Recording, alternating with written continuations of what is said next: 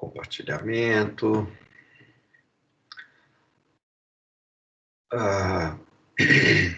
Espero que todo mundo esteja vendo aí. Deixa eu ver.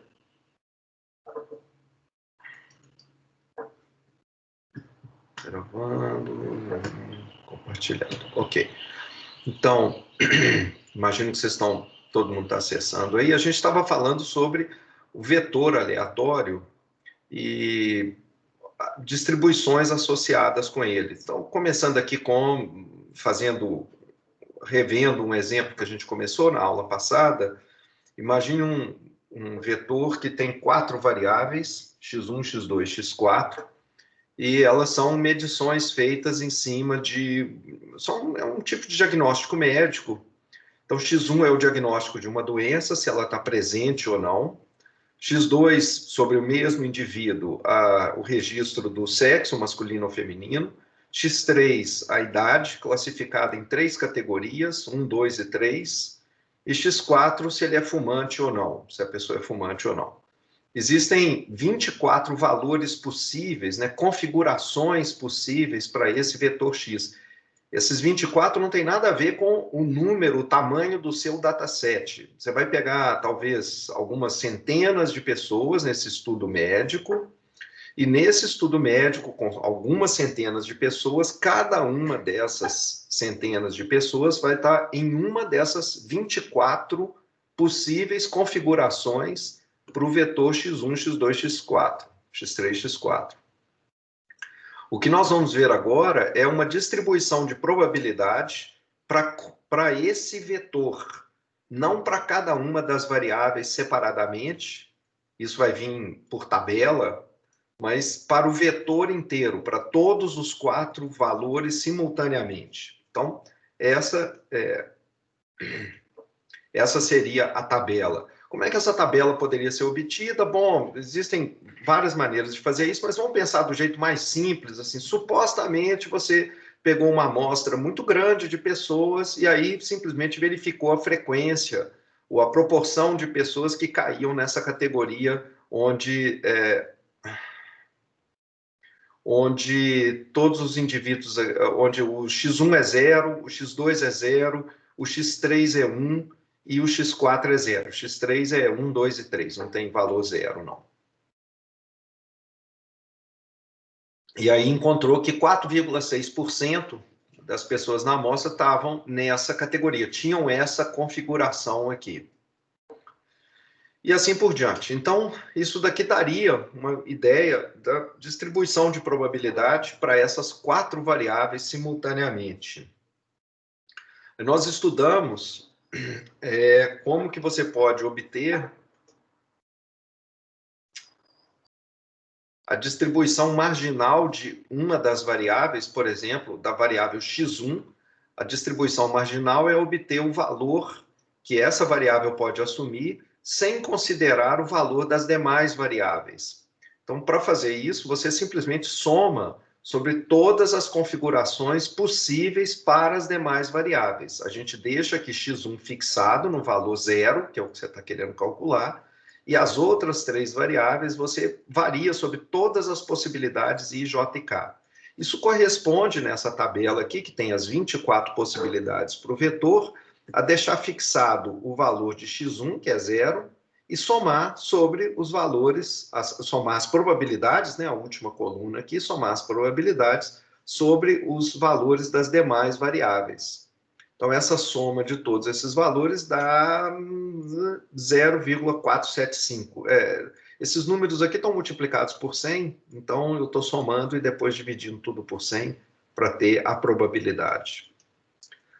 A probabilidade do x1 ser 1 é a soma das outras linhas, porque x1 ou é 0 ou é 1.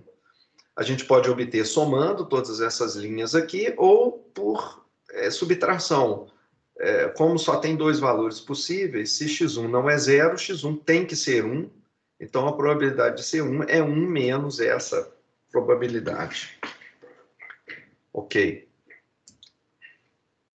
É por isso que eu não estou no modo exibição. Então, tá. Então, você pode, se você, para uma outra variável, x3 é o mesmo raciocínio, para x3 igual a 1, você vai somar sobre todos os valores das outras variáveis, x1, x2 e x4, todas as linhas dessa tabela que está aqui. Então, fixando x3 igual a 1, você vai somar, né, peguei todas as linhas em que x3 é igual a 1, eu vou somar, então, essas linhas em azul, e isso me daria a probabilidade do x3 ser 1. Você pode fazer essa ideia, generalizar isso para até mais de duas variáveis, mais de uma variável, né? Vamos supor que eu quero o valor de duas variáveis, a probabilidade de duas dessas variáveis, ignorando o valor do x3 e x4. Então, o que eu tenho que fazer? Bom, eu estou perguntando pela configuração x1 0 e x2 1. Então, eu vou fixar todas as linhas da tabela em que o x1 é 0 e o x2 é 1. E somar sobre as outras possibilidades de x3 e x4. Então, isso significa somar sobre essas linhas aqui da tabela, e essa probabilidade no final é 0,16.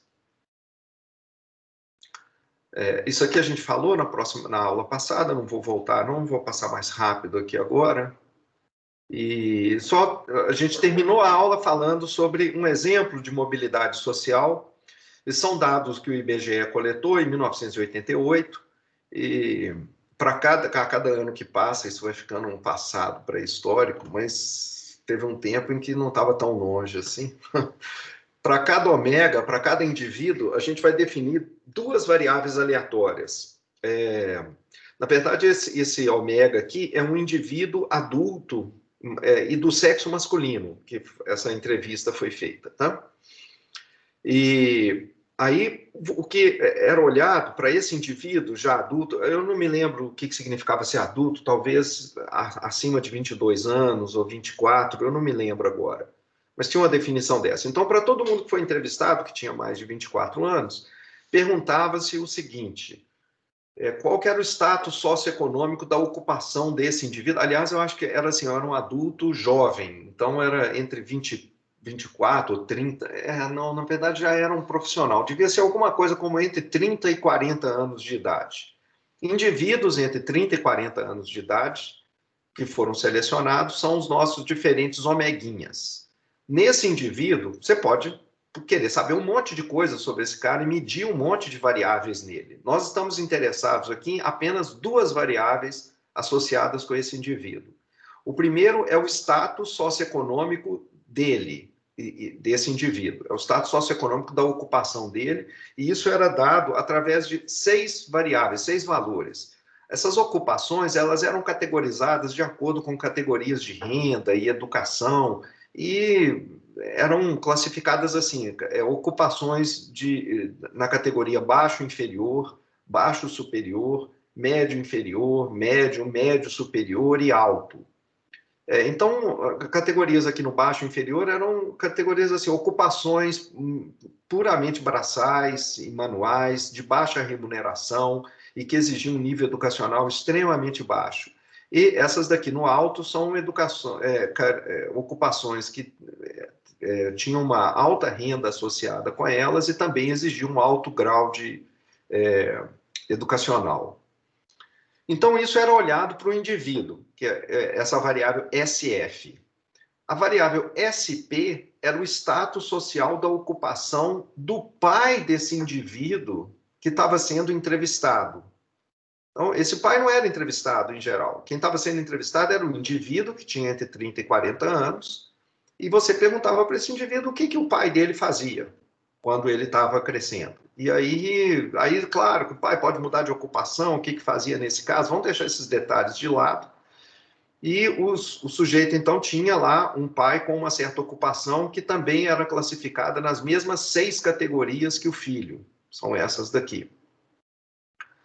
Então, daí, inclusive, também a razão para essa denominação aqui para variável, né? Status do filho, SF, e status do pai, aqui, SP.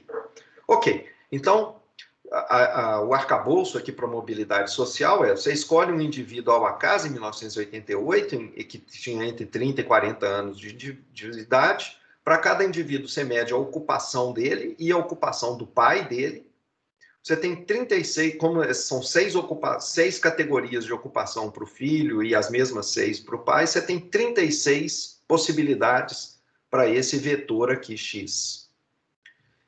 E aqui estão as probabilidades associadas com todas essas 36 possibilidades, representadas abstratamente, né? Então, θ e J é a probabilidade do pai ter o status I e o filho ter o status J. Aliás, aqui eu devia ter trocado aqui de posição, né, gente? Desculpe, viu? Então, o pai primeiro, o filho depois. Então, o pai I e o filho J. Claramente, o status do pai e do filho não são variáveis aleatórias independentes. Você tem uma grande inércia em qualquer sociedade. Na verdade, esse é um estudo, eu era muito interessado nesse assunto, li muita coisa, os sociólogos estudaram isso profundamente. Uma surpresa muito grande que se teve nesses estudos é que a maioria das sociedades ela tem uma inércia mais ou menos parecida. Sociedades que pareciam extremamente dinâmicas, como a americana, frente às economias europeias, na verdade descobriu-se que era mais ou menos igual a quantidade de mobilidade social que existiam nessas sociedades. Mas tem vários estudos comparativos interessantes, não só comparativos entre países, mas também dentro de um país. Não tem muito tempo, alguém fez esse estudo novamente aqui. Eu não tenho, são os dados originais para fazer as análises, mas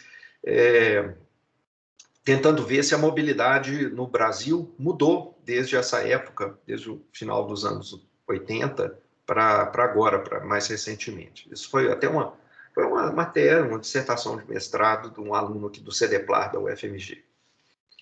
Mas a ideia que a gente está fazendo aqui é só um exemplo para o problema de distribuição conjunta. Então, a gente está olhando esse vetor bivariado, duas variáveis. As probabilidades, eu me baseei numa amostra de indivíduos que foram, entre 20 e 64 anos em 80, não era 30, 40, não. São dados então, mais antigos aí do IBGE. E então, a partir dessa amostra, eu estou simplesmente calculando frequências e obtenho essa tabela que está aqui embaixo. Essa tabela te dá, então, de maneira aproximada, o que seria a probabilidade de observar um indivíduo que tem uma certa categoria no status do pai e ele próprio com um certo outro status. Então, por exemplo, 3,7% ou 0,037 é a probabilidade de um indivíduo cujo pai estava no status médio e inferior, desse indivíduo baixar um nível nessa categoria, ele ir para o status baixo superior, que é um degrau a menos em relação ao médio inferior. Então, aqui está a tabela, e tem várias coisas que a gente pode observar nessa tabela, mas então, tem várias perguntas de interesse associadas com ela. Primeiro, como é que mudou a distribuição? Como que mudou a distribuição do status entre duas gerações? Filhos de pais com status muito baixo, eles passam com facilidade para um status mais alto? A estrutura de ocupação, ela mudou muito na década de 1970, na década de 70, devido ao milagre econômico durante os anos dos governos militares. Teve uma expansão imensa, gigantesca da indústria de serviços no Brasil, foi chamado de milagre econômico, e o Brasil deixou de ser uma sociedade agrária. Claro que não era uma sociedade agrária, mas foi um período muito dinâmico para a economia. Novos postos de trabalho qualificados foram abertos, as universidades tiveram que expandir o número de vagas, as pessoas terminavam o curso de graduação em engenharia e eram imediatamente contratados com salários muito bons. E eram salários, eu me lembro de várias pessoas que viveram esse período, dizerem que, olha, com 2 ou 3 meses de salário, você comprava o seu primeiro carro, que era um bem muito mais caro naquela época do que era hoje. Então, as pessoas, foi realmente um período sensacional para a economia, né? Não vamos levar em conta outras coisas. Aliás, há uma discussão enorme, porque esse período, na verdade, foi feito com base em endividamento, o Brasil depois ficou num período terrível de endividamento, então tem uma longas explicações econômicas aqui, não foi só parte boa, não, teve muita coisa ruim também no período, sem contar as coisas sociais, né? Então, a questão, na verdade, que está se colocando aqui é só o seguinte: quanto da mobilidade social pode ser explicada por essa expansão que estava acontecendo na economia? Então, os sociólogos eles estão muito interessados em quebrar a mobilidade em dois pedaços. Deixa eu mostrar primeiro. Olha só, aqui eu estou colocando a distribuição marginal. Lembra? A distribuição marginal das duas variáveis, SP e da variável SF. Então, nessa margem aqui de baixo, eu tenho a distribuição do status dos filhos, do indivíduo em 88. Está aqui. Então, por exemplo, 24% dos indivíduos nessa época, em 1988, estavam na categoria baixo inferior. Enquanto que, se você olhasse para os pais desses indivíduos, uma geração antes, 55%, mais da metade, estava no status baixo inferior. Então, a categoria baixo inferior, num período de uma geração, ela diminuiu bastante. Ela passou de um pouco mais de 50% da população que estava nessa categoria, ela diminuiu drasticamente, enxugou e ficou agora só com 24%, um quarto apenas da população estava dentro dessa categoria. Olhando para a categoria mais alta, né? Os pais, apenas olhando para a distribuição dos pais aqui, que é essa coluna aqui no final, né, 2,8% dos pais estavam na categoria alto, na categoria de renda, remuneração alta e nível educacional muito alto. Uma geração depois, você tinha o dobro de pessoas nessa categoria. Então, a pergunta que os sociólogos querem fazer é o seguinte: olha, ok, então o que aconteceu foi que quando você tem uma expansão econômica muito grande, como é que aconteceu de maneira muito acelerada durante os anos do governo militar, o que acontece é que você abre postos de trabalho de remuneração mais alta e, portanto, você precisa recrutar pessoas. A sociedade estava aqui, se ela fosse completamente estagnada, o que você estaria dizendo é assim: se você não abre mais postos nas categorias superiores, se você não melhora a economia abrindo postos mais qualificados de melhor remuneração, o que vai acontecer com os filhos, uma geração depois? Bom, você tem apenas mais ou menos 2,8% de posições entre os pais. Se isso se mantém, você vai continuar só com 2,8% de posições para entregar para os filhos. Só podem ser ocupadas aqui, da geração dos filhos, apenas 2,8% dos filhos poderão ocupar essas posições, porque só tem esse número de posições. Não tem mais. Não tem como. Para uma pessoa subir e chegar aqui dentro, alguém tem que descer. Se a estrutura de ocupações permanecesse estática, se ela não expandir no topo, se ela não abrir novas posições no topo, se ela ficar estática, o único jeito de alguém subir é alguma outra pessoa descendo. Então, quando você tem essa expansão, isso abre possibilidades de mobilidade social. Você tem que recrutar. Todo mundo deve ter histórias assim. A história da minha família era assim, era uma família paupérrima, e o meu pai tem um período aí de mobilidade muito boa, e graças a essa mudança que tem. Ele mexeu no... Bom, e essa história é a história de muitas outras pessoas nesse período.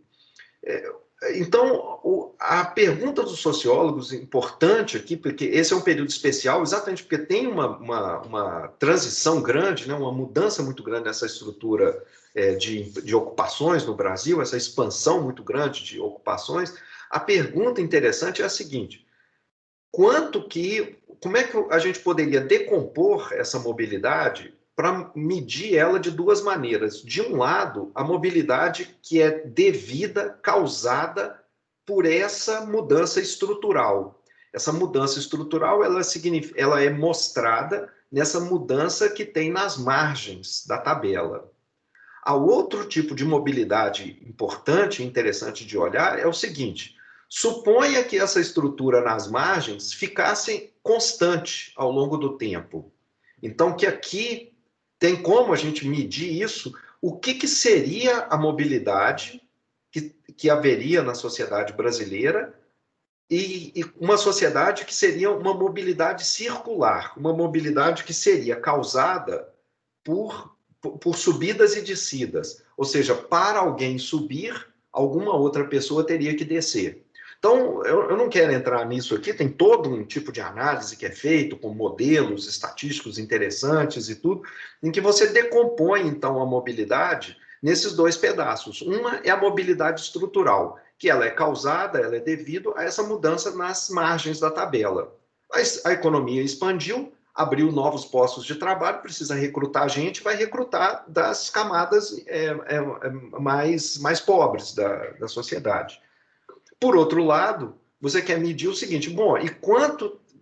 Não é só esse tipo de mobilidade que existe. Tem gente que é filho de pessoas extremamente ricas e que, por acaso, desce, não consegue ser bem sucedido nos negócios, perde tudo, volta para um nível inferior de remuneração, de educação, etc. E você tem um indivíduo também, mesmo numa sociedade muito hierarquizada e estática, né? Numa sociedade estática, não hierarquizada, o indivíduo que vem de uma família muito pobre, que ainda assim, por esforço, por sorte, etc., consegue subir e galgar novas categorias e melhorar o padrão de vida dele em relação ao do seu pai. Então, é bastante interessante que eles tentam exatamente decompor a mobilidade que você observa nessa tabela nesses dois pedaços. Nós não vamos fazer isso aqui agora, não é difícil depois do que a gente fazer, mas a gente tem um curso inteiro pela frente, a gente não pode parar nesse momento aqui. Quem quiser, depois eu posso dar referências para ler sobre isso. Mas a ideia aqui, então, é que se você focar nas marginais, a gente tem aquele tipo de ideia que eu falei antes, né? E a gente pode fazer cálculos com a distribuição conjunta, que é o que a gente vê aqui dentro da tabela. Por exemplo, vamos pensar no evento em que você tem pai pobre e filho rico. O que significa isso? O indivíduo ele tem um status, eu vou imaginar que o pai tem os dois piores status aqui, os mais baixos na lista de status, e o filho, por sua vez, terminou nos dois status mais altos. Então, em uma geração, saiu da parte de baixo das categorias, e o filho, em uma geração, conseguiu galgar e chegar nas categorias mais altas aqui. Então, qual que é a probabilidade disso acontecer? Bom, a probabilidade desse evento são essas categorias aqui, olha. Se eu estou chamando de pai pobre, né, tá nessas categorias, e filho rico tá nessas outras duas categorias, isso significaria o SF ser maior ou igual a 5 e o SP ser menor ou igual a 2. São essas 4 células aqui na tabela. Então, como qualquer indivíduo só pode cair em uma delas aqui, a probabilidade vai ser a soma dessas 4 probabilidades. O que dá 7%. Então, 7% de chance de, em uma geração, durante esse período lá da economia brasileira, de um indivíduo, o pai estar nessas categorias mais baixas e ele terminar nessas mais altas. O evento reverso. Pai rico, filho pobre. Isso nunca acontece. Não é assim, não. É mais raro, principalmente durante esse período de expansão da economia, mas não é impossível. É curioso, olha só, você tem aqui, o pai estava nesses status mais altos, nessas duas aqui, e o filho terminou nessas outras duas aqui, extremamente baixas. Então, ao olhar entrevistar e pegar essas informações, etc., o que a gente achou é que a probabilidade disso acontecer era igual a 1,3%. Então, enquanto para a subida aqui, né, a gente teve 7% subindo, para descer tem 1,3% descendo. Acontece. Bom, então, assim, isso é só para mostrar aqui o cálculo com a conjunta, só com duas variáveis aleatórias.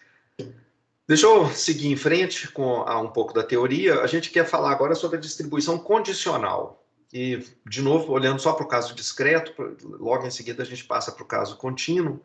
Vou continuar com aquelas minhas 4 variáveis e os 24 valores possíveis. E eu quero aprender a distribuição. A gente já aprendeu a obter a distribuição marginal de uma ou duas variáveis, né? Era simplesmente somar sobre os valores das demais variáveis. O que a gente quer agora é uma coisa diferente. Eu quero obter a distribuição de uma variável, de uma ou mais variáveis, condicionada no valor de uma ou mais das outras variáveis. Por exemplo, eu quero a distribuição do vetor x1, x2, x4, dado que x3 é 2. Essa x3 eu acho que era idade, né? Então, imaginando que a pessoa está na categoria 2 de idade, aqui, eu quero saber qual que é a probabilidade de você observar o cara numa posição I, o x1 igual a I, o x2 igual a J, e aqui devia ser x4, tá, gente? Desculpe aqui, ó. Aqui é x4, hein?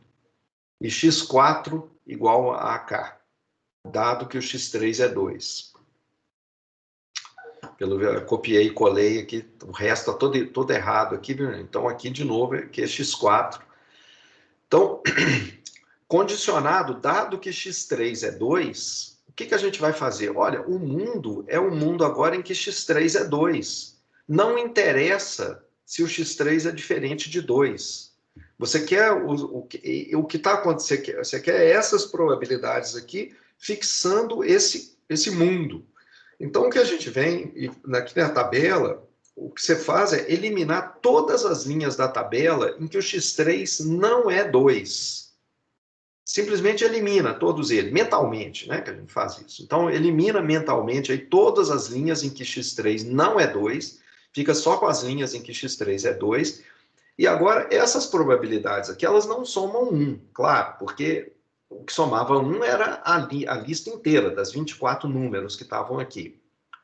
O que você faz agora é, dentro desse novo mundo, em que x3 é 2, em que só tem as possibilidades de x3 ser 2, você soma essas probabilidades para que elas sejam iguais a 1. Você normaliza essas probabilidades. Divide pela soma delas, cada uma delas pela sua soma. Quer dizer, pega esses números que sobraram, aqueles em que o x3 todos era igual a 2, soma todos aqueles números, encontra aqui 32,4 e divide, então, cada um desses números que sobraram aqui na tabela por 32,4. Então, cada um desses números dividido por 32,4, eles agora vão ter uma soma que é igual a 100%. Tá? Essa distribuição que aparece aqui é a distribuição para os valores de x1, x2 e x4, dado que x3 é 2. Eu nem pus a x3 igual a 2 aqui, porque o valor de x3 é 2, está fixado aqui. Tá? Então, essa é a maneira da gente obter essa distribuição condicional. Vamos imaginar que você quer um pouco mais, você quer condicionar um pouco mais. Você quer a distribuição de x1 e x4, dado que x2 é 0 e x3 é igual a 2. Então, agora, a ideia é a mesma. Você vem aqui, volta na tabela original, vai pegar todas as linhas em que x3... Como é que era mesmo? Era x2 é 2, 0 e 2. Então, você volta aqui, vai pegar todas as linhas em que essa variável x2 é 0, as linhas em que também x3 é igual a 2. Então, por exemplo, essa linha fica. Essa daqui também fica. Tem mais alguma? Aqui. Essa linha aqui também vai ficar. Essa linha aqui também vai ficar. As outras serão eliminadas. Então, eliminando todas as demais linhas, você só vai ficar com essas 4 linhas. Você agora soma essas probabilidades e divide cada uma dessas daqui pela sua soma, de maneira que agora você vai ter 4 números que somam 100, ou que somam 1, né? Essa renormalização, ela te dá as probabilidades agora de x1 e x4 condicionado nesse evento que está aqui. Tá? Então, está aqui aqueles quatro números, você soma todos eles, divide agora cada um desses números pela sua soma e o resultado é esse daqui. Então, por exemplo, qual que é a probabilidade de x1 ser 1 e x4 ser 0, dado que x2 é 0 e x3 é 2? É 3,6% de chance de acontecer esse evento. Então, a visão algébrica disso, que é como a gente em geral aprende nos livros, e é a maneira, na verdade, de obter realmente isso, né? Vamos imaginar que você está querendo a distribuição de x1 e x4, dado que x2 é 0 e x3 é 2. Como é que você obtém isso? Você quer as probabilidades de todas as configurações para x1 e x4, fixando o mundo naquela condição em que x2 é 0 e x3 é 2. Então, isso aqui é um evento dado esse outro evento. A gente já sabe calcular probabilidades condicionais. Então, a probabilidade desse evento, dado esse outro evento aqui, é a probabilidade da interseção, então, esse evento e esse outro aqui, que significa dar a lista de todas as quatro variáveis, dividido pela probabilidade desse evento, que é esse número que está aqui embaixo. O numerador, esse daqui, são os elementos que restaram na tabela das probabilidades originais. Olha, ela tinha uma linha com x2 0 e x3 igual a 2, e o x1 e o x4 eram uma das possibilidades, eram quatro linhas. Tá aqui, quatro linhas que sobraram, tá vendo? Com essas duas aqui, todas iguais a 0 e 2, essas outras quatro linhas aqui. Então, é um desses quatro números. No numerador, aqui, aparece um desses quatro números, dependendo do i e do j que você escolher. E no denominador, esse denominador aqui é a marginal, é o valor de x2 e x3, ignorando o valor de x4 e x1. Então, esse valor aqui, esse denominador, é o fator de normalização.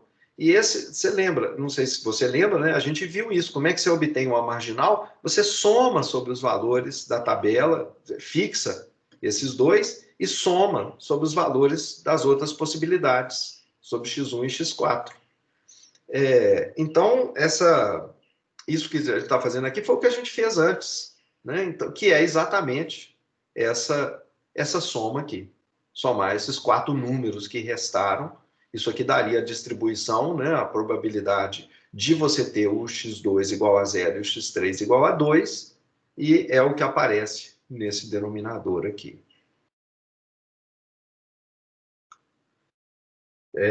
Voltando aqui à mobilidade social,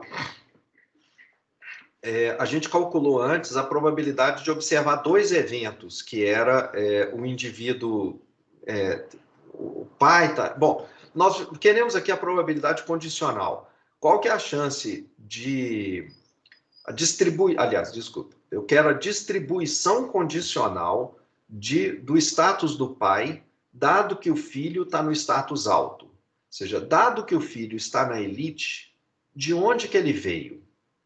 Então, nós estamos olhando aqui nessa tabela agora o seguinte, agora essa tabela é um pouco diferente da anterior, né? Eu não coloquei 36 linhas aqui, eu já estou dispondo as 36 linhas nessa tabela 6 por 6. Mas ao fixar que o filho tem status alto, o que a gente está fazendo é olhando para essa coluna que está aqui. Então, vocês desculpem, essa parte aqui está azul, é porque eu copiei e colei da anterior. O que tinha que estar azul são essas linhas aqui. Nós estamos dizendo que o filho tem um status alto, então ele está aqui nessa categoria. Dentre as pessoas da nova geração que tem o status alto, eu gostaria de entender como é que estão distribuídos as categorias dos seus pais. Então é simples aqui, de novo, o que a gente estaria fazendo é, dado que o status do filho é 6, eu quero a distribuição de probabilidade do status do pai. Qual que é a chance dele estar na categoria 1? 2, 3, 4, 5 e 6. Então, isso são dois eventos, é a probabilidade de uma interseção dividido pela probabilidade desse outro evento que está aqui. Esse que está aqui em cima, o que é isso? Esse cara que está aqui é esse número que vem da tabela. Esse número que está aqui. Isso aqui é a probabilidade de você observar um status do filho e do pai ao mesmo tempo. Então, esses elementos que estão aqui são os elementos que aparecem na tabela.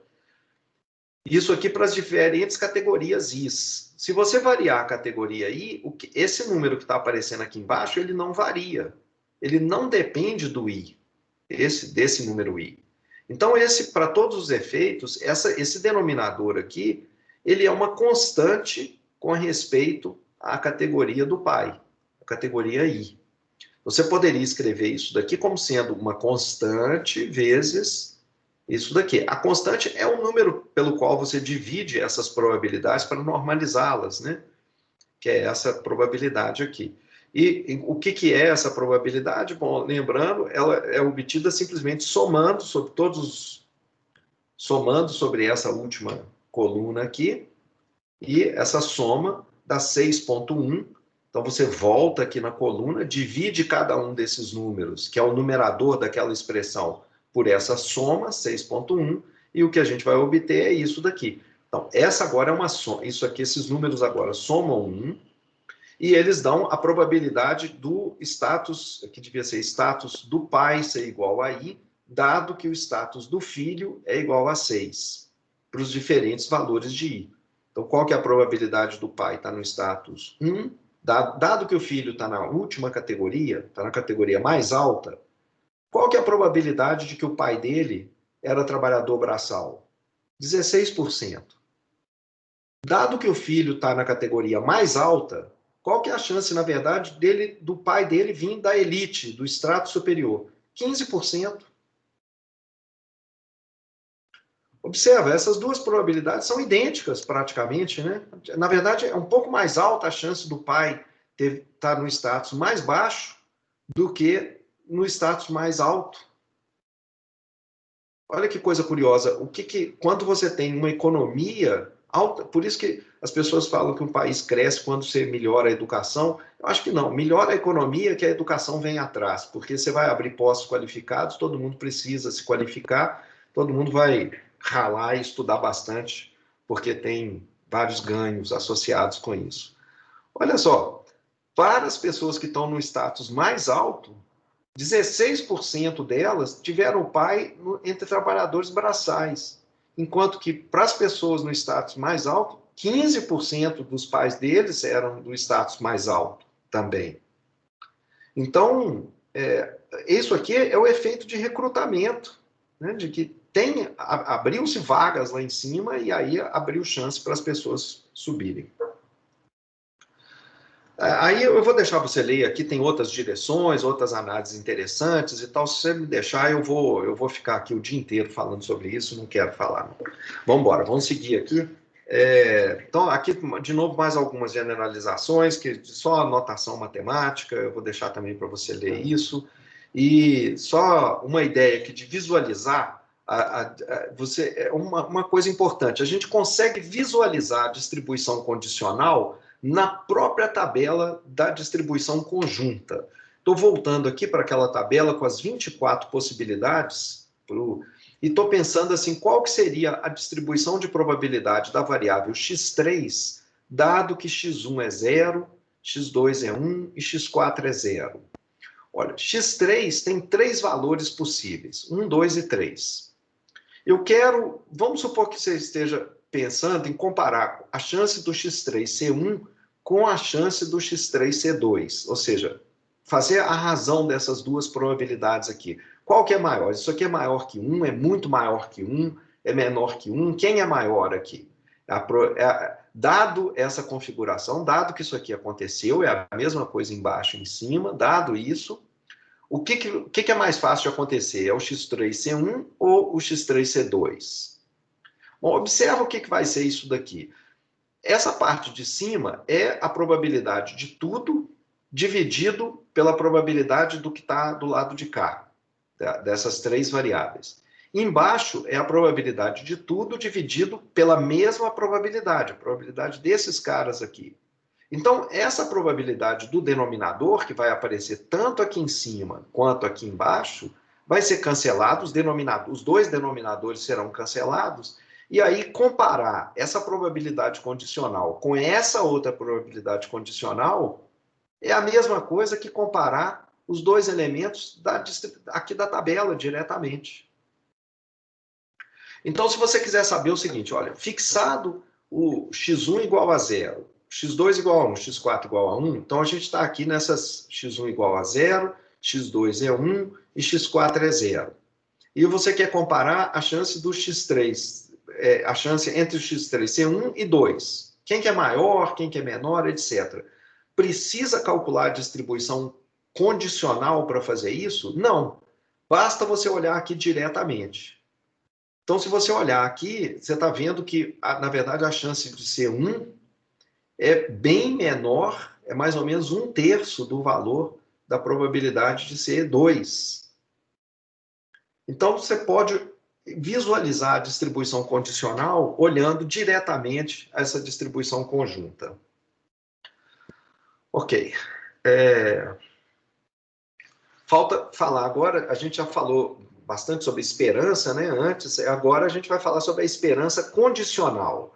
Porque considera um vetor com várias variáveis. A gente calculou a distribuição condicional, a gente sabe calcular a distribuição de uma dessas variáveis, digamos a y1, dados valores de outras variáveis, y2, yp. Então, você tem como que são os valores, quais são as probabilidades agora para y1, se você fixar as condições de y2 até yp. Se você tem as probabilidades, os valores possíveis de y1 e as probabilidades de cada um deles, condicionado nesses caras, você pode também calcular o quanto que você espera para o y1 se você fixar os valores das demais variáveis. O que é isso? É, na verdade, o mesmo conceito de antes. A esperança da variável y1 condicionado numa configuração das outras variáveis, fixados os valores das demais, é simplesmente os valores possíveis para essa y1, os valores que ela pode assumir, o y, multiplicados pela probabilidade dele assumir aquele valor, dadas as condições que você fixou para as outras variáveis. Então, é simplesmente uma média ponderada dos valores possíveis de y1, mas agora, em vez de usar a probabilidade marginal da y1, o que você usa é a probabilidade da y1 condicionada nos valores das outras. Então, não só a esperança, mas a gente generaliza também o conceito de variância do mesmo jeito. Se você lembrar, né, não sei se você lembra, a variância, se a gente chamava de mu a esperança do y, a variância era o y menos o valor esperado, isso aqui é essa quantidade ao quadrado, isso é uma variável aleatória, e você calculava o tamanho médio desse desvio quadrático. Isso era simplesmente cada um dos desvios possíveis, ponderados pela probabilidade do y assumir aquele valor yzinho que gerava aquele desvio. Então, essa é a definição de variância, mas você pode calcular a mesma coisa agora. Você pode se perguntar qual que é a variabilidade da variável y1 em torno da variância, da esperança condicionada, né? Qual que é você quer agora quanto que é a variância do y1 dado o valor das outras variáveis? Bom, primeiro você calcula o valor que você espera para y1 dado os outros valores. Então você calcula m, que está aqui, é o valor esperado da y1 dado os valores das demais. E em seguida você calcula como que o y1 então varia em torno da sua média. A média agora é essa média aqui diferente. Não é a média global aqui de cima, não. Porque essa média aqui, ela não leva em conta o valor das outras variáveis. Está olhando o y, tanto faz o que é o x2, x3, etc. Não, mas agora, se você me falou quais são os valores das outras variáveis, talvez a y1 agora tenda a ficar com valores muito mais altos, muito mais baixos. Então, eu levo isso em conta aqui embaixo. Aqui embaixo esse valor esperado depende do valor das outras variáveis, e é isso que eu calculo aqui em cima. É isso que eu uso aqui em cima. Eu uso a mesma fórmula daqui de cima. Eu estou fazendo o desvio de y em relação ao seu valor esperado condicional, e a ponderação é dada pelas probabilidades condicionais do y. Agora, vamos falar um pouquinho sobre a distribuição conjunta de vetores contínuos. a distribuição contínua, vamos começar com dois valores apenas, um vetor com duas variáveis apenas, y1 e y2, e a ideia é que as duas variáveis agora são contínuas. y1 é uma variável contínua, y2 também é uma variável contínua. A gente pode depois falar brevemente sobre quando uma variável for discreta e a outra for contínua. Mas quando a gente tem, então, as duas variáveis contínuas, você tem duas densidades, a densidade da variável 1 e uma densidade para a variável 2. Ao invés de analisar as variáveis isoladamente, a gente quer estudar o modo como elas interagem. Então, a gente vai trabalhar com a versão bivariada da densidade. Vamos ver o significado empírico dela. Vamos lembrar primeiro, quando a gente tinha uma densidade univariada, a associação dela com o histograma. A gente fazia o seguinte, você pegava uma amostra grande de valores, avaliava a variável y nesses indivíduos, nesses elementos amostrais, e com esses números y que você tinha, você fazia um histograma, esse histograma que está aqui. Esse histograma, ele deveria seguir, de maneira bem próxima, a curva densidade, se a amostra não fosse muito pequena. Ao fazer o histograma, a gente deveria enxergar uma versão, né, toda cheia de degraus e tal, mas uma versão dessa densidade contínua que está por trás e que está gerando, de fato, os dados. Então, o histograma, ele imita a densidade f de x. Vamos lembrar que probabilidade é igual à área debaixo da curva densidade, probabilidades associadas com a variável aleatória. O caso bivariado, a gente faz a mesma coisa, a gente tem uma amostra agora de tamanho n do vetor aleatório bivariado y1 e y2. Então agora você tem um conjunto de vetores de pontos no espaço R2. E aqui devia ser y, e em geral esses pontos eles estão ligados, estão amarrados, né? O valor de uma das variáveis ela está ligado ao valor da outra variável. A gente está olhando aqui a altura e peso de indivíduos adultos. Então, quando o sujeito é muito alto, ele tem um peso um pouco maior, porque ele é muito alto, tem mais osso, tem mais matéria, etc. Então, em geral, não quer dizer que seja absolutamente, não é determinístico, né? Mas você vai ter essa tendência de observar nuvens de pontos semelhantes a essas daqui. Então, a sua amostra de pontos, ela vai ter esse tipo de formato. A gente pode agora construir um histograma tridimensional. A gente vem aqui, divide o plano agora em quadradinhos, em vez da gente dividir a reta em segmentos, a gente divide o plano em quadradinhos, e em cada quadradinho você conta quantas bolinhas, quantos indivíduos, quantos elementos da amostra apareceram ali, e levanta uma barra, então está aqui os quadradinhos, e levanta uma barra, uma pilastra, cuja altura é proporcional a esse número de indivíduos que tem ali dentro. Então, esse histograma tridimensional, ele dá uma ideia grosseira de qual é a densidade de probabilidade do vetor formado por duas variáveis x e y. Então, a densidade, ela é uma função matemática de x e de y, e ela é a função matemática que grosseiramente estaria passando aqui no meio desse histograma. Então, a gente pode observar ou tentar ver esse histograma de várias maneiras. Estão aqui os pontos, está aqui o histograma com as suas alturas, e agora esse histograma dá uma ideia da curva densidade. Na verdade, a curva não é mais curva, agora é uma superfície, né, de densidade para esses pontos que estão aparecendo. E aqui, se a gente fizer curvas de nível dessa superfície, a gente observa o formato dela, então, chapado aqui no plano. A distribuição, em geral, de dois vetores, aqui eu fiz um desenho mais simples, mas muitas vezes ela é bem mais complicada. Esse aqui, por exemplo, é um dataset com informações de terremotos razoavelmente grandes, numa região lá da Oceania, e aqui está sendo medida a longitude e a latitude desses terremotos. Então, de certa maneira, numa região que, se você pensar no globo, a região não é muito grande, você pode aproximar por um plano, então é como se a gente estivesse olhando um pedaço do globo terrestre aqui, e cada bolinha dessa é a localização de um terremoto.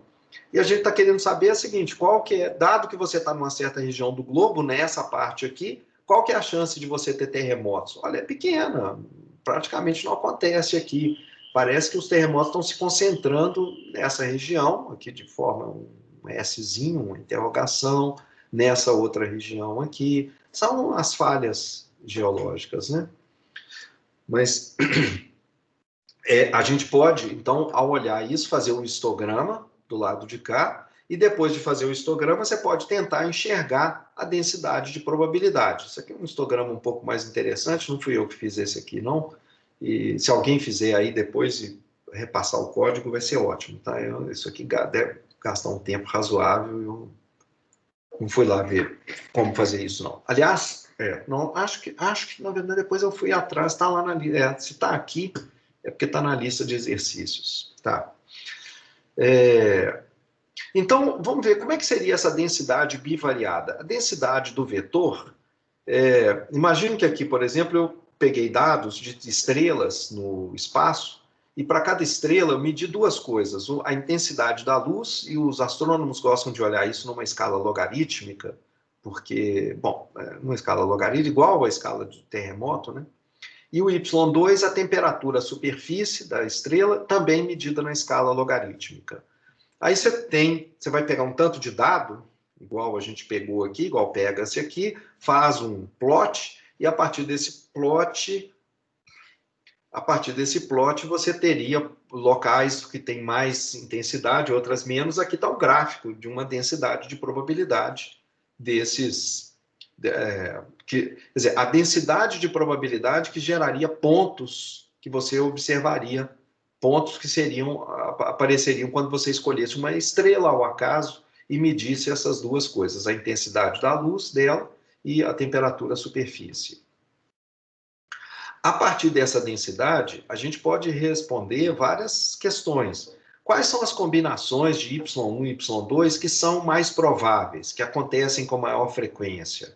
Quais são as regiões do espaço das medições de temperatura e de luz e temperatura que onde tem uma chance mais razoável de se observar uma estrela? Por exemplo, essa parte aqui, olha, essa combinação de temperatura e de intensidade da luz, essa combinação ela não é muito provável. É muito raro observar uma estrela com essa combinação. Aqui também, essa região é uma região rara. Observa que nessa região você tem uma intensidade de luz que é comum. Aqui, olha, todas essas estrelas que poderiam ser geradas aqui ou do lado de cá, elas, se você projetar aqui, então, esse ponto de intensidade de luz é um ponto razoável. Se você olhar também aqui, você tem um certo número de estrelas que vem desse montinho aqui, que tem essa temperatura na superfície. O que não, então, essa temperatura aqui também é uma temperatura razoável. O que não aparece, o que não é provável, o que é muito raro de acontecer, é você ter essa combinação onde está a mãozinha aqui. Essa combinação simultânea dos dois, essa temperatura, a superfície e essa intensidade da luz aqui, essa combinação é muito rara. Ela quase nunca acontece. Aqui está um outro conjunto de dados muito famoso, vai aparecer algumas outras vezes, e todo curso de Machine Learning, em qualquer lugar da internet, tem que apresentar esse conjunto de dados. É o Geyser Old Faithful, que tem lá no Parque do Zé Colmeia, nos Estados Unidos, no Yellowstone. E o que acontece é que ele é um geyser, que ele é chamado de Old Faithful, quer dizer, o velho confiável, porque as erupções deles são muito previsíveis. As pessoas, na verdade, se acumulam aqui para ver a erupção com hora marcada. Então você fala assim, olha, pode ir lá que às tantas horas o geyser vai jogar os gases lá e a água quente para cima e tal. Então você vai e ele batata. E aqui está um conjunto de dados que foi coletado. Aqui embaixo, a gente tem a duração do geyser. Tá? Por quanto tempo ele ficou jogando os gases e a água para cima. Até que isso aqui vai diminuindo e some. Ok. Então está aqui em minutos. Tem erupções que duram em torno de várias erupções aqui duram em torno de 2 minutos. Cada uma dessas bolinhas é uma dessas erupções. Outras são mais longas, duram alguma coisa como 4 minutos e pouco. Várias outras. Aqui no meio não tem muitas. E aí, essa outra variável é o tempo de espera pela próxima erupção. É o tempo de espera da próxima erupção. Então, quando a erupção, quando o geyser, ele fica jorrando por um tempo pequeno, 2 minutos, você tem que esperar mais ou menos 50 minutos pela próxima.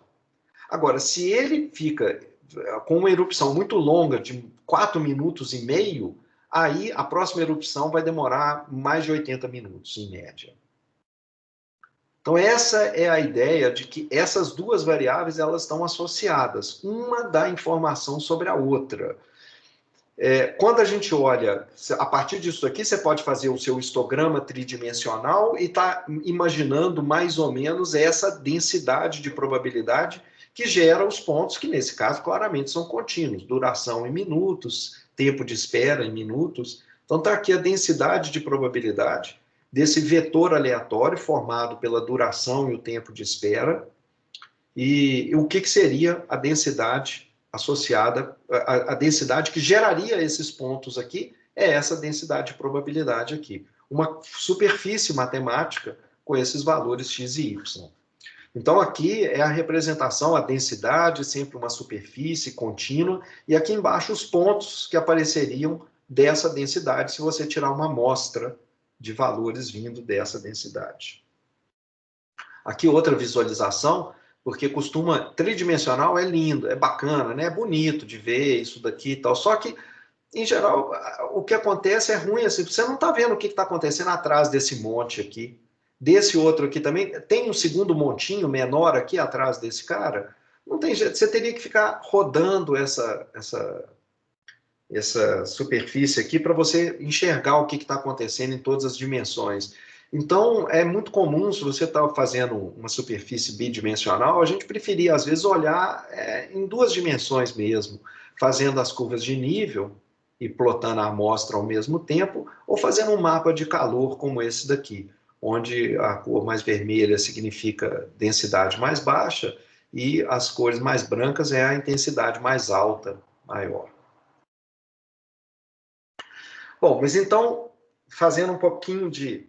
O que é o vetor bivariado com variáveis contínuas? Está aqui o y, y2. A gente define uma função densidade de probabilidade. Ela é qualquer função que é maior ou igual a zero, e tal que a integral inteira, na região inteira, no plano inteiro, ela toda fica igual a 1. Então, o volume total debaixo dessa função é igual a 1. Isso significando que a gente está pegando a probabilidade 1 e espalhando ela no espaço, você distribui ela de acordo com essa distribuição densidade de probabilidade, e probabilidades são volumes debaixo dessa superfície. Então, se você se perguntar qual que é a probabilidade do vetor xy, do vetor aleatório, cair numa região D do plano, está aqui a região D do plano, qual que é a probabilidade dele cair aqui? Bom, vai ser dado pelo volume debaixo dessa superfície nessa região D, ou seja, por essa integral aqui, a integral dupla da função fxy debaixo dessa região D. Isso dá essa probabilidade. Então, se a densidade é mais alta, significa que tem mais probabilidade de aparecer um ponto naquela região. Se a densidade é baixa, próxima de zero, significa que você dificilmente vê pontos XY aparecendo naquela região, se esse volume aqui for muito baixo. Então, no caso de um vetor maior, com mais do que 2 variáveis, é a mesma coisa. A gente só não consegue mais visualizar diretamente, né? Então, a probabilidade aqui devia ser um Y negrito. A densidade de probabilidade, quando o vetor tem várias variáveis contínuas, a gente tem, então, uma densidade com várias variáveis contínuas, você tem as várias possibilidades para a variável, A densidade é uma função matemática maior ou igual a zero, que integra 1 quando você fizer a integral múltipla sobre todas as variáveis, e a probabilidade do vetor cair numa região D é a integral múltipla debaixo daquele D, né, ou em cima daquele D, desculpa, da função f, dessa função multivariada. Aqueles dois conceitos que a gente viu anteriormente, de distribuição marginal e de distribuição condicional, eles passam aqui para o caso da distribuição de variáveis contínuas, mais ou menos do mesmo jeito, da maneira como você esperaria que eles passassem realmente. No caso discreto, a distribuição marginal de uma variável ela era obtida somando-se sobre os valores das demais variáveis. O que a gente faz no caso contínuo é substituir a soma por uma integral. Então, vamos fazer as contas olhando só para o caso bidimensional, mas depois, se a gente vê o caso geral, é só a mesma visão. Então, no caso bidimensional, a densidade de probabilidade é obtida, se você quer a densidade de probabilidade da variável x, você simplesmente integra sobre os valores de y. E agora, o tempo todo vai aparecer a densidade marginal, a densidade conjunta e tal, daqui a pouco a condicional. Então, para tentar diferenciar essas diferentes densidades, a gente, em geral, usa sempre o símbolo Fzinho para densidade. Então, para diferenciar qual que é qual, a gente vai deixar a notação meio carregada. Eu vou colocar esse índice aqui para baixo, dizendo que isso que está aqui é a densidade da variável aleatória x no ponto x pequeno. E isso daqui vai representar a densidade do vetor xy no ponto xy. Por exemplo, fx0 representa a densidade da variável aleatória x no ponto 0. Essa aqui é a densidade da variável aleatória x no ponto 1.2. São os valores da densidade em dois pontos diferentes. E que densidade? A densidade da variável aleatória x. Aqui embaixo, a gente representa a densidade do vetor aleatório xy no ponto 0.2 e 1.5. É o valor da densidade conjunta nesse ponto. E para um ponto genérico, x, como é que a gente encontra o valor dessa densidade conjunta, então? O valor dessa densidade conjunta ele é obtido integrando, aqui, olha, sobre todos os valores possíveis da variável, da outra variável, da variável y. Você, em vez de somar as probabilidades conjuntas, a gente integra a densidade conjunta sobre os valores y. Então, vamos fazer um exemplo aqui matemático, só para a gente, não importa, não tem uma, só para a gente entender. Vamos supor que a gente tem um vetor contínuo e ele assume valores no intervalo 0,1, no quadrado unitário. 0,1 vezes 0,1. Então, a densidade é zero fora dessa região, a gente não precisa se preocupar. E vamos imaginar que a densidade é isso daqui, ó. F de xy é uma constante, essa constante é para fazer a integral ser toda igual a 1, mas é uma constante, vezes essa quantidade que está aqui. x2 vezes y mais x3 vezes 4. A cara dessa densidade é essa daqui, ó, que está aqui embaixo. Então, no quadrado 0,1, a cara dela é essa daqui. Pontos na posição x igual a 1 e y igual a 1, perto dessa quina aqui, são mais prováveis. E ele decai à medida que você vai se afastando dessa quina.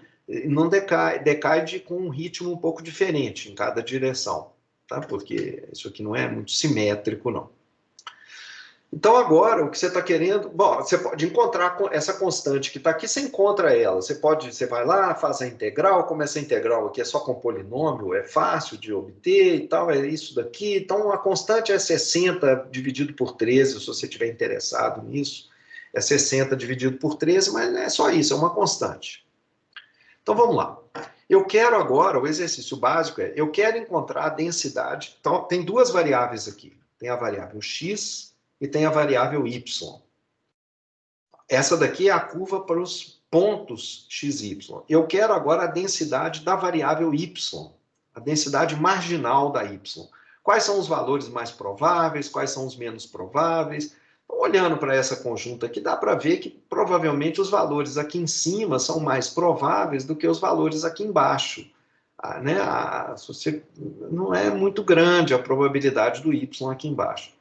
Então, como é que a gente obtém isso? Você, para encontrar a densidade da y num ponto qualquer, yzinho, você integra sobre os valores possíveis da densidade conjunta, integra em relação à variável, o y está fixado, você integra em relação a outra variável que você não está colocando aqui, que é a x. Então, você integra isso aqui em relação a x e encontra essa quantidade. Observa que a densidade de y é uma função do yzinho. Então, avaliado no ponto y igual a 0,1, você vai encontrar a densidade igual a isso daqui. Enquanto que no ponto 0,9, próximo de 1, a densidade é essa daqui bem mais alta do que o que era aqui embaixo. Na verdade, a curva da densidade está aqui. Então, essa curva, ela dá a densidade de probabilidade da variável aleatória y, se as duas variáveis x e y seguem essa distribuição aqui, essa densidade, essa aqui que a gente está vendo.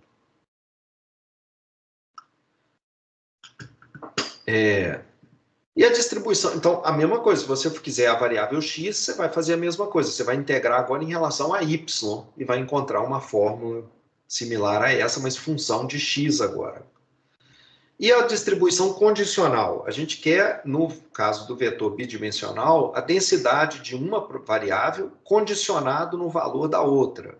Então, dado que a variável y é igual a esse valor yzinho que está aqui, qual é a densidade de probabilidade para a variável x? Quais são os valores mais prováveis, quais são os menos prováveis, dado que y é igual a esse yzinho? Por exemplo, qual é a densidade da variável x, então, se variando o valor x, dado que a variável y assume o valor 0,2?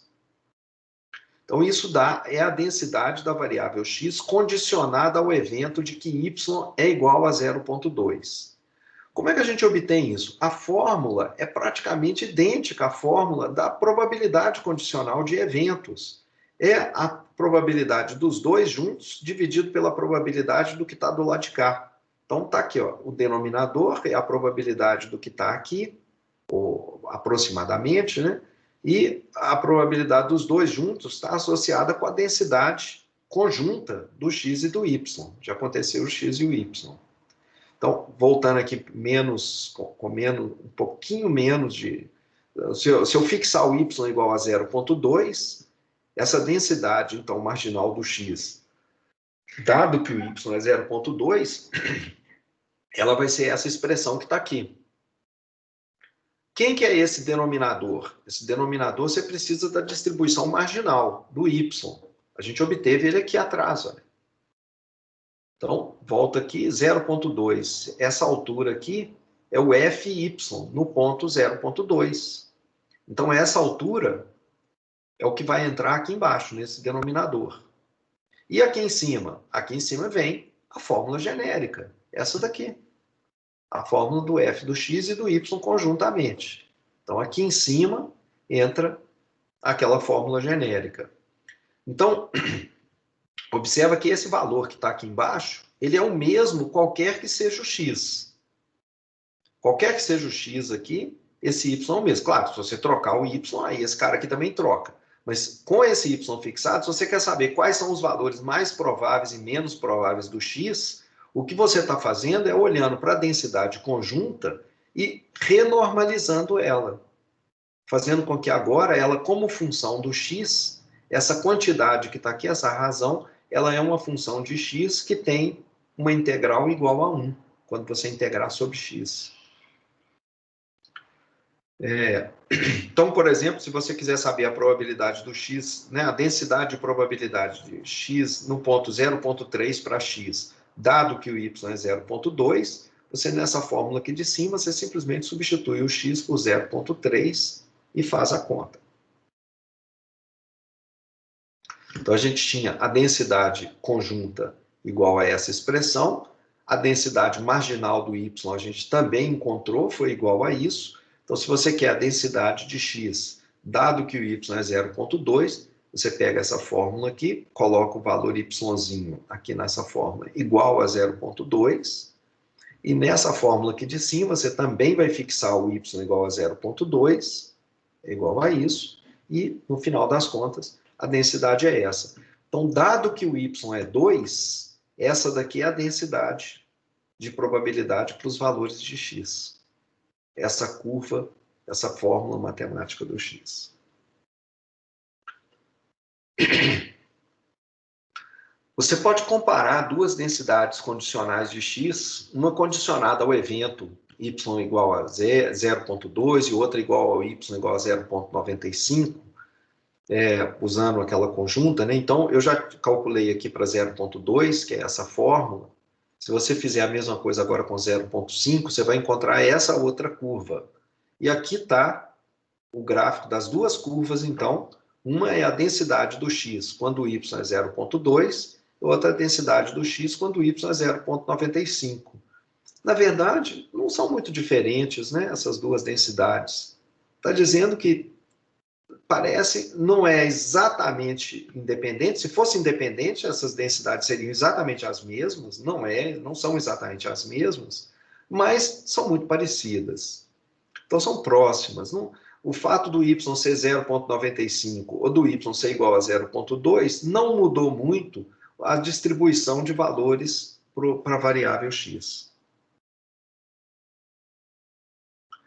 Mais um exemplo aqui, a gente vai estudar a distribuição gaussiana em seguida, o próximo tópico, a gente vai estudar ela exaustivamente, mas nós vamos só olhar rapidamente, só como um exemplo, sem enfatizar muito e sem entrar em detalhes, uma gaussiana para um vetor xy seria uma fórmula igual a essa daqui. A gente vai estudar isso daqui a pouco e entender com muito mais profundidade o que isso aqui significa. E essa densidade de uma gaussiana bivariada, ela tem uma correlação de 0,7, as marginais dela são a normal 0,1 e também a normal 0,1 para o y. Significa que a marginal de y é essa fórmula. Então, tudo isso, se você fizesse o cálculo de integrais aqui, né, para obter a marginal do y, você obteria essa marginal, que é a gaussiana com média 0 e variância 1. Se você fizesse os cálculos, eu não estou pedindo para você fazer, não precisa fazer, porque a gente vai encontrar fórmulas fechadas para isso daqui a pouco. Você não precisa, se você quiser se aventurar e fazer lá as integrais, beleza, mas não precisa. Aqui, se você fizer, então, a integral aqui para encontrar a marginal do y, você vai encontrar essa fórmula, que é a da gaussiana normal 0,1. Se você calcular a densidade do x, dado que y é igual a menos 2, a gente já sabe fazer isso daqui, a gente tem que jogar a fórmula da conjunta aqui em cima, fixando o y igual a menos 2, aqui devia estar menos 2, tá, gente?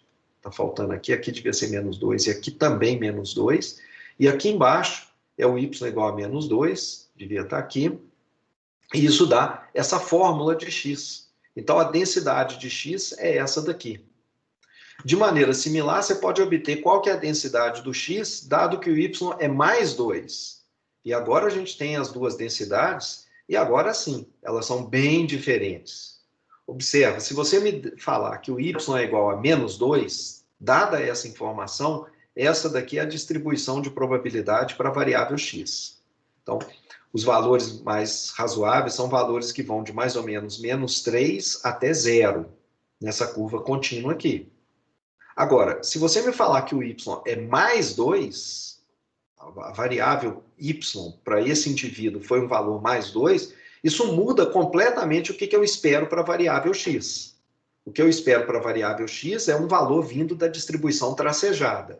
E nesse caso, enquanto que antes, para o x, os valores eram quase com altíssima probabilidade seriam negativos, seriam abaixo de 0, agora é o contrário.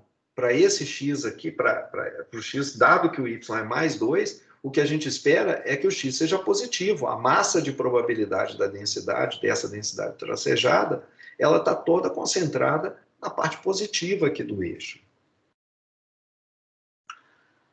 A gente pode, do mesmo jeito que antes, assim, a conjunta, a distribuição condicional, que em geral parece difícil de ser calculada, na verdade, se você tiver a distribuição conjunta,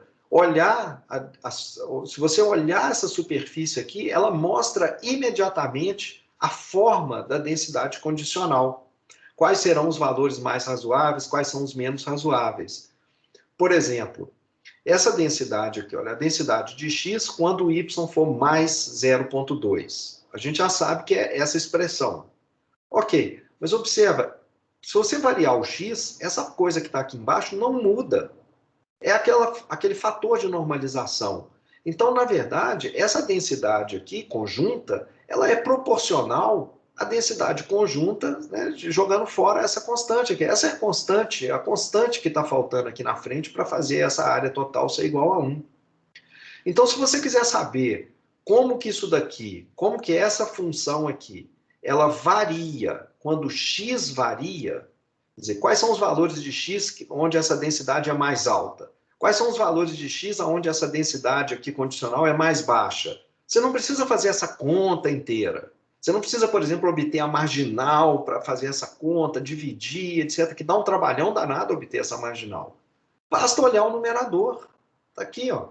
Então, se você comparar dentro do numerador, fixando o y igual a 0,2, basta olhar a superfície obtida fixando o y igual a 0,2, você tem uma ideia de quais são os valores de x que ficam mais razoáveis quando o y é 0,2. Então, está aqui, olha, eu estou olhando para a densidade, essa densidade de probabilidade, estou fixando o valor y igual a menos 0,1, é essa linha vermelha. Essa linha vermelha me mostra a densidade de x agora, a densidade condicional de x, condicionada em y igual a menos... aqui trocou o sinal, tá, gente? Então, devia ser... não sei se aqui é menos 1 ou mais 1. É um dos dois aqui. Deve ser menos 1, que eu insisto com o menos 1 aqui.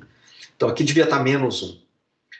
Então, dado que o y é igual a menos 1, você vem aqui na densidade conjunta, fixa o valor y igual a menos 1, obtém essa linha aqui, essa curva como função do x, e essa curva, o shape dela, a forma dela, te mostra quais são os valores mais prováveis e menos prováveis. A densidade condicional de x, dado que o y é menos 1, é exatamente essa curva vermelha, só multiplicada por uma constante para fazer a área total ficar igual a 1. É só isso. Mas olhar para isso daqui te dá de cara a ideia de que, olha, esses valores que estão aqui são os valores que vão aparecer com maior frequência, esses valores aqui eles aparecem com baixa probabilidade, valores de x nessa região aqui também aparecem com baixa probabilidade, porque a curva vermelha está muito próxima de zero lá. Aquela ideia de esperança e variância condicional, ela também se propaga aqui para o caso contínuo. Se a gente tiver um vetor, não precisa ser bivariado, com várias variáveis, calcular a distribuição condicional de uma das variáveis, dado o valor de todas as outras, a gente primeiro, o que a gente faz? Você calcula o quanto que você está esperando para essa daqui, se as outras estão fixadas. Então, você pega todos os valores possíveis da variável y1, tá aqui, vai integrar todos esses valores, mas o peso que você vai associar a eles é o peso dado pela densidade condicionada. Então, a chance de aparecer um y, dado que os y2, y tal, yp estão fixados nesses valores aqui.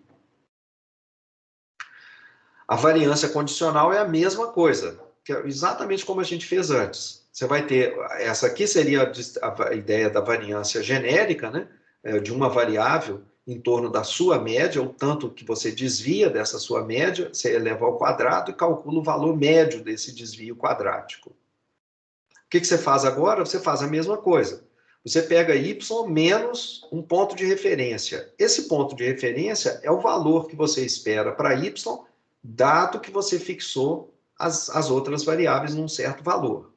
E você multiplica cada um desses desvios quadráticos que podem aparecer pela chance de você observar o y condicionado no valor das outras variáveis. Como é que você simula um vetor contínuo agora? Agora, a gente não consegue usar aquela função de transformada inversa que a gente viu que foi um dos métodos que a gente aprendeu. A gente tem que usar o método de aceitação e rejeição, ou então o método de... Eu estou falando, não estou sendo inteiramente correto, tá, gente? Tem um jeito, sim, de usar a transformada inversa aqui, mas você tem que pegar as transformadas inversas das densidades acumuladas condicionais. É meio longo e, em geral, a gente não faz isso, porque é bem mais difícil do que usar um método como o de aceitação e rejeição. Como é que a gente faz? Para simular uma amostra de um vetor aleatório, você pode usar um método de aceitação e rejeição, onde você faz o seguinte. Primeiro, você obtém uma densidade de onde você saiba simular. Sabendo simular de uma densidade xy, de um vetor xy, você então aceita ou rejeita os pontos que você amostrou, simplesmente vendo se a densidade alvo ela fica menor do que a densidade de onde você está amostrando, multiplicada por uma constante.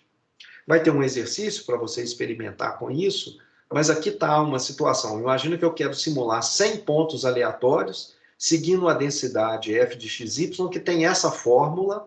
Isso aqui é o raio do ponto xy, a distância dele em relação à origem, e essa densidade tem esse formato que está aqui. Difícil de fazer isso, né? Como que você gera pontos, então, seguindo essa densidade de probabilidade? Bom, não é difícil, tendo o gráfico aqui, você vê que o máximo dessa densidade está nessa posição. Então, e esse valor de máximo, esse máximo que está aqui, ele dá esse valor, 0,0228. Ok, o que eu faço com isso? Eu vou simular o valor xy dessa região, a mesma região, menos 10, 10, região onde ele está definido, mas com uma distribuição uniforme nessa região. Então, se a densidade é uniforme, significa que a densidade é simplesmente uma constante em todo o intervalo, e a constante aqui é 1 sobre a área total, né? A área total desse intervalo aqui, que é 20 vezes 20. Então, 20 ao quadrado. Então, essa é a densidade. Eu quero multiplicar isso aqui por uma constante para que isso fique maior do que esse valor f de x em todo ponto xy. Mas o máximo que essa f aqui alcança é aqui. Então, eu vou pegar uma placa que está aqui, que é a densidade 1 sobre 20 ao quadrado, e empurrar essa placa para cima até que ela fique uma chapa grande aqui acima desse ponto. Então, eu faço isso. Eu simplesmente tenho que multiplicar, então, pelo inverso desse número aqui. Essa constante aqui é o inverso desse número. Então, como é que eu faço? Eu gero a coordenada uniforme no intervalo x, eu gero outra, independentemente, outra coordenada uniformemente no intervalo menos 10, 10, por exemplo, 1000 valores aqui no R seriam assim, de xy, e a seguir eu retenho ou descarto esses valores com a probabilidade dado pelo f de xy dividido por isso, onde esse mzão vai estar associado com aquele ponto de máximo. O g é 1 sobre 20 ao quadrado, que dá 400, para todo ponto. Então, o que eu vou fazer, eu quero que isso daqui, 1, seja maior do que essa quantidade, que isso aqui seja menor que 1. Mas esse cara aqui, g de xy, é 1 sobre 400. Então, significa isso aqui. Ó, isso aqui tudo tem que ser...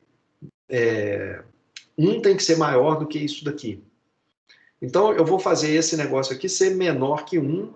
Essa quantidade eu quero que ela seja menor que 1. Eu pego o ponto de máximo da função f, que é na origem, 0, 0. Eu achei quanto que é aquele ponto de máximo, era... Está aqui, 0,02. Simplesmente usei a fórmula aqui para achar o ponto de máximo. E aí... Então, isso aqui é menor que 1, e significa, então, que eu posso tomar o m como sendo essa quantidade. Ok, então, peguei um m um pouquinho maior, 10, e significa que eu retenho os pontos xy, tais que a sua moeda resulte em cara, onde a cara é essa probabilidade aqui. Então, selecionou um ponto xy, qual que é a chance de você retê-lo? É isso daqui, onde isso daqui é a fórmula da densidade conjunta. Então, está aqui o algoritmo simples, vou deixar para vocês verem isso aí depois. E aí, está aqui o cálculo da densidade, a geração de pontos que eu fiz. Se você olhar bem, você vê que tem uns anéis aqui. Esses anéis, eles estão mostrando que a densidade ela é mais intensa aqui no meio, né? Vai diminuindo o número de pontos que ela vai gerando, e existem anéis onde você tem um número de pontos muito pequeno. Aqui está um mapa de calor da densidade de probabilidade.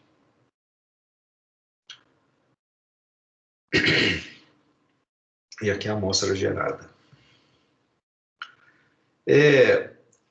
A gente vai falar agora sobre a distribuição normal multivariada nesses 10 minutos finais. Eu só vou começar, vocês veem aqui, é um número grande de slides, porque aqui, logo depois que a gente vê a distribuição gaussiana multivariada, a gente vai começar também a falar sobre uma série de técnicas de machine learning. A gente vai falar sobre o PCA, os componentes principais, nós vamos falar sobre análise fatorial, a gente vai falar sobre análise discriminante, e várias técnicas aqui vão começar a aparecer. Mas para isso a gente precisa de um pouquinho dessa teoria da normal multivariada. Por exemplo, o PCA, ele aparece associado com vetores, autovetores e autovalores de uma certa matriz de covariância.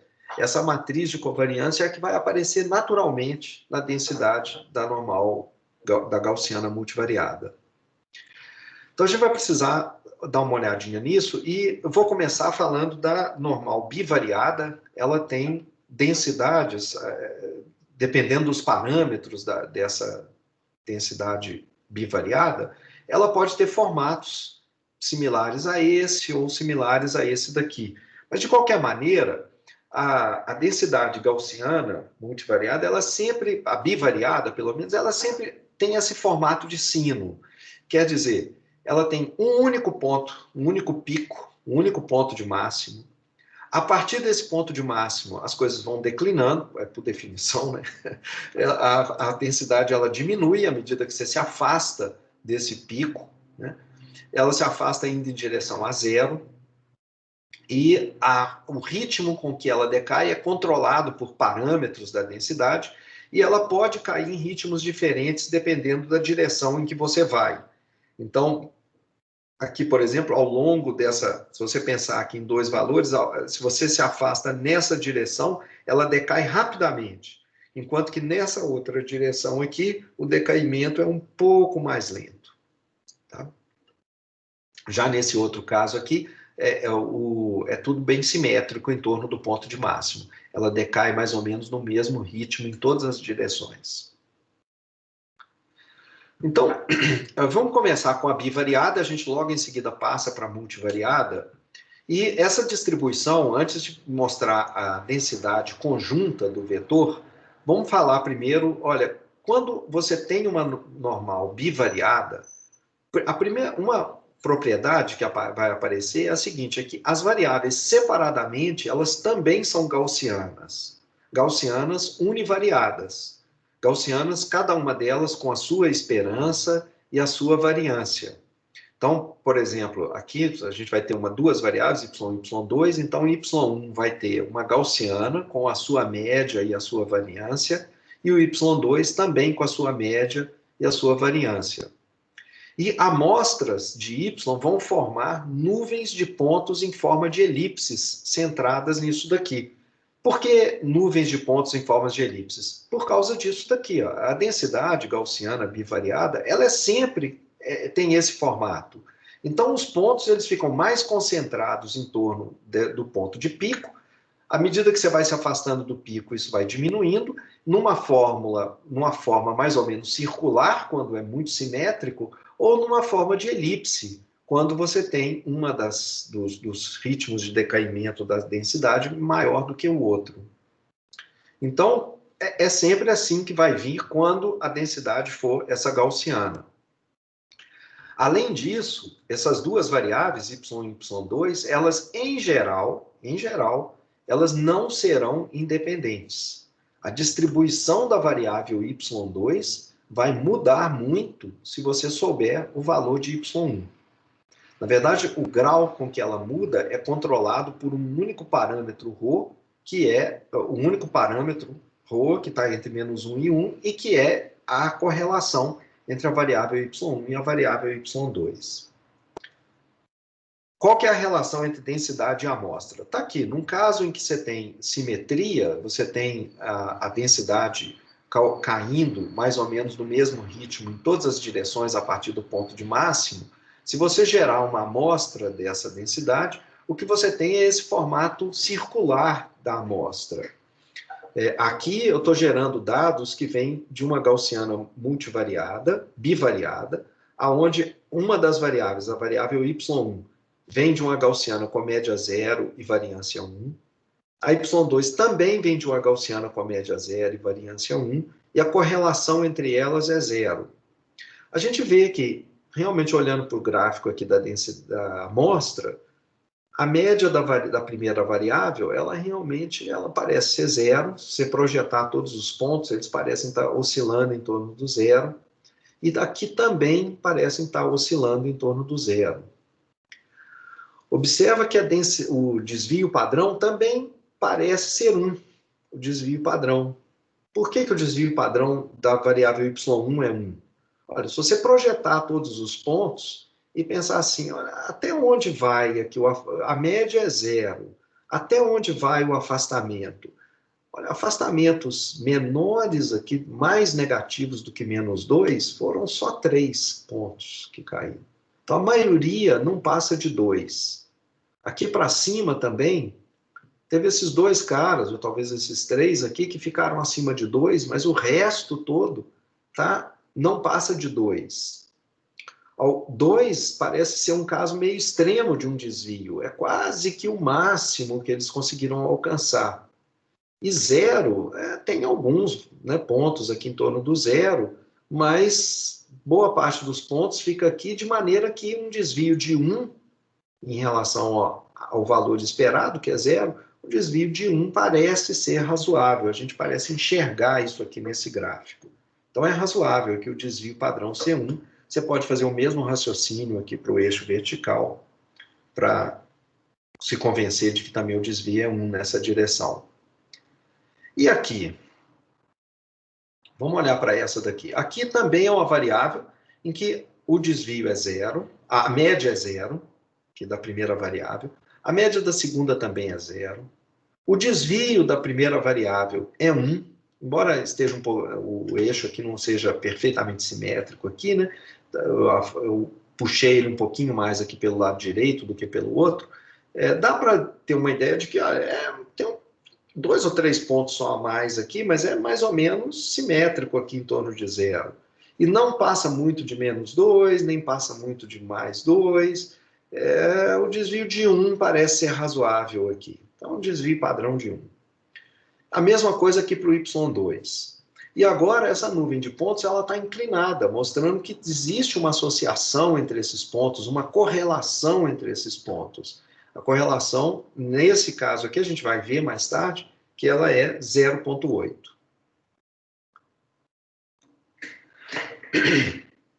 Aqui está a amostra. Então, a gente já falou de como que você poderia, olhando para esses pontos, ter uma ideia dos valores. Eu agora alterei um pouco os eixos aqui, gerei uma distribuição um pouco diferente. E eu estou afirmando aqui que se você olhar para y1, o valor esperado para y1 deve ser 10. Se você projetar todos os pontos aqui no eixo horizontal, você vai encontrar uma média mais ou menos igual a 10. Às vezes pontos abaixo de 10, às vezes acima de 10. E o desvio padrão aqui da primeira variável? Eu acho que é mais ou menos 2,5. E agora eu estou pedindo para você fazer o mesmo exercício aqui para y2. Quanto que você acha que é o mu2, o valor esperado da variável 2, e quanto que você acha que é o desvio padrão da variável 2? Chutando.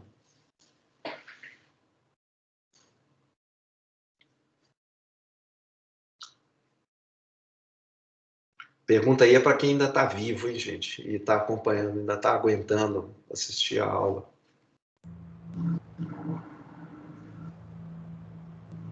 Valor esperado de 50, talvez.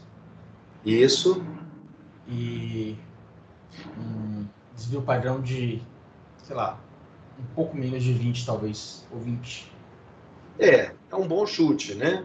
Talvez 15, né? Um pouco menos de 20. Na verdade, eu gerei esses dados. Opa, aqui tá errado, tá, gente? Isso aqui devia ser 50, né? É 50 aqui, tá? Que é exatamente esse ponto aqui, né? Projetando aqui, a gente tem mais ou menos 50 e eles se afastam. E eu gerei esses dados com uma normal, uma gaussiana, então eu sei exatamente quanto foi o desvio que eu usei, mas vocês já viram que intuitivamente você consegue ter uma noção desse valor. Pelo menos um valor, né? Uma ideia grosseira do valor. Os valores de Y e Y2, que estão medidos no mesmo indivíduo, W, eles não são independentes. O valor de Y1 dá informação sobre o valor de Y2. Como assim? A gente vai ser mais específico, mas aí o que a gente vai conseguir começar a enxergar agora é a densidade condicional aqui a partir desse dado. Mas eu vou deixar para fazer isso na próxima aula, gente. Esse realmente, agora, esse assunto, essa ideia da densidade condicional aqui, ela é muito importante para todo o resto de machine learning. Então, eu não vou fazer isso agora nesse final de aula, correndo, todo mundo cansado, não. Tá? Vou parar por aqui. E se tiver alguma dúvida, alguma pergunta, pode fazer por aqui ou lá pelo Moodle. Estou vendo que a Rafaela tá sempre respondendo lá para vocês direitinho, tá ótima as respostas dela.